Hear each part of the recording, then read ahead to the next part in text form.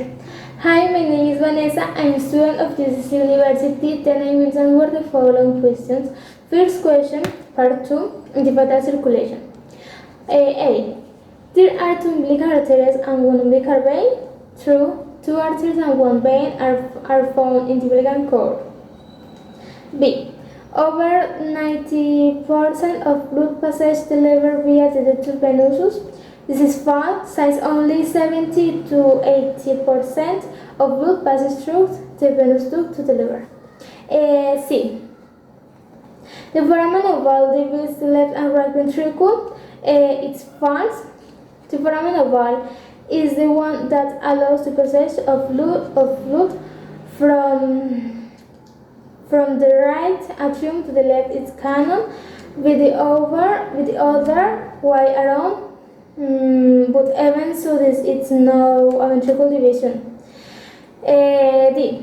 The umbilical artery carries oxygenated blood from the placenta to the fetus. It is false. To say the umbilical artery is the one that carries oxygenated blood, it only carries west, such as the oxygenated blood, which is responsible for the transport of the oxygenated blood in the vein. A. The foramen oval allows oxygenated blood to bypass the pulmonary circulation.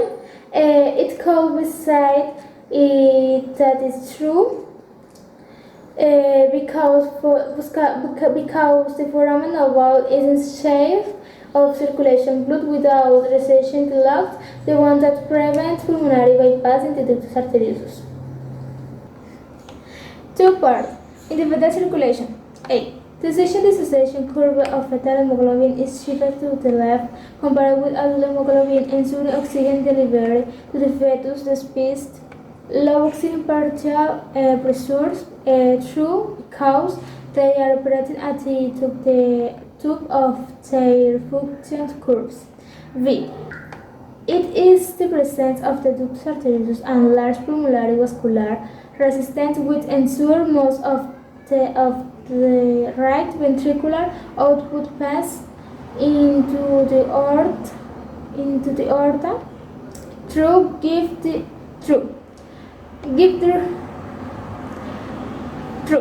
Give the high resistance that exists in the pulmonary blood vessels it exerts a pressure that does not allow the passage of blood to them. 3 parts. Shanks appear include. In this part, the vast majority found in true. I haven't come correct. A. A falling pulmonary vascular resistance appear. Fetal hemoglobin shakes like many other elements. In the same way, the functions of some organs will increase, and with increasing blood flow in terms of the pulmonary vascular system, therefore it is true. B. A rise in systemic vascular resistance with clamping of the cord through. Before the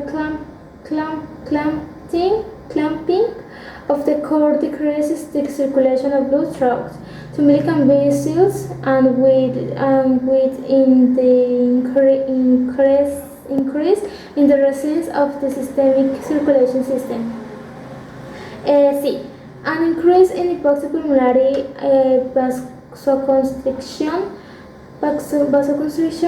When talking about epoxy pulmonary vasoconstriction, it can be said that it rhymes. D. A rise in left atrial pressure. This is true. When clamping occurs, an increase in blood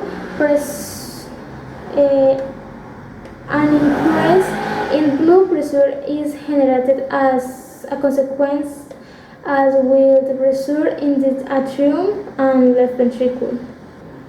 A.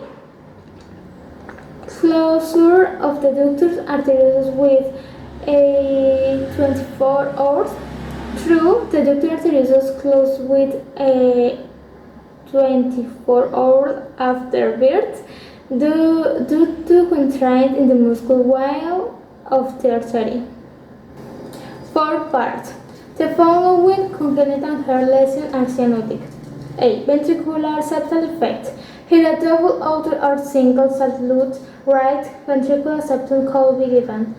B. Arterial septal defect. If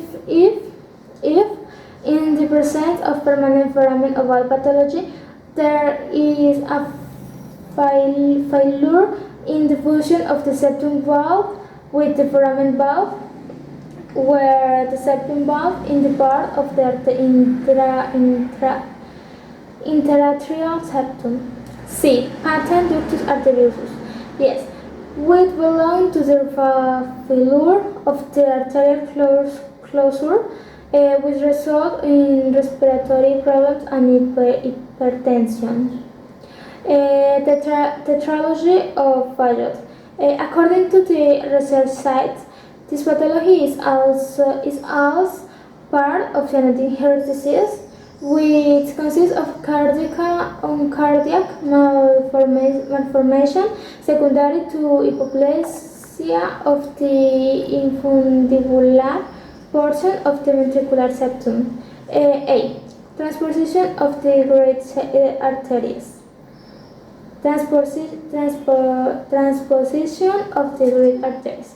In cyanotic hair disease, transportation of great vessels is found near arteries.